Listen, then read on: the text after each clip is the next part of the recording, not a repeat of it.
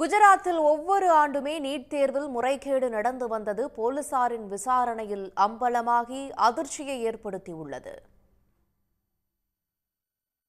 குஜராத் மாநிலம் கோத்ராவில் நீட் தேர்வு மையமாக இருந்த ஜலராம் பள்ளியின் முதல்வர் மகாவீர் பிரசாத் சர்மா நீட் முறைகேடு வழக்கில் கைது செய்யப்பட்டுள்ளார். நீட் தேர்வு முடிந்தவுடன் மாணவர்கள் நிரப்பாமல் விட்டு சென்ற கேள்விகளுக்கு பதில் எழுதி அவர் மோசடி செய்ததாக வழக்கு பதிவு செய்யப்பட்டது. இந்த மோசடிக்காக 3 கோடி ரூபாய் வரை பணம் பெற்றது தொடர்பான ஆவணங்களும் போலீசாரிடம் சிக்கியுள்ளன. இந்த நிலையில் மகாவீர் பிரசாத் சர்மா தாக்கல் செய்த ஜாமீன் மனு பஞ்ச்மஹால் மாவட்ட நீதிமன்றத்தில் விசாரணைக்கு வந்தது.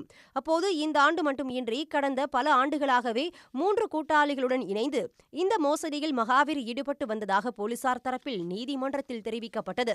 ஜார்க்கண்ட், ஒடிசா உள்ளிட்ட மாநிலங்களைச் சேர்ந்த மாணவர்களை குஜராத்தில் நீட் தேர்வு மையத்தை தேர்வு செய்யும்படி கூறி முறைகேடு அரங்கேற்றப்பட்டுள்ளது. முறைகேடு செய்ய தனது பள்ளியை பயன்படுத்தி வந்த மகாவீருக்கு எதிராக ஆதாரங்கள் உள்ளதால் ஜாமீன் மனுவை நீதிமன்றம் தள்ளுபடி செய்துள்ளது.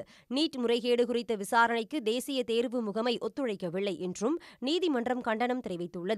முறைகேட்டை உறுதி செய்வதற்கான ஆவணங்களை குஜராத் போலீசார் பலமுறை கேட்டும் தேசிய தேர்வு முகமை அதை வழங்கவில்லை என்றும் நீதிமன்றம் சுட்டிக்காட்டியுள்ளது.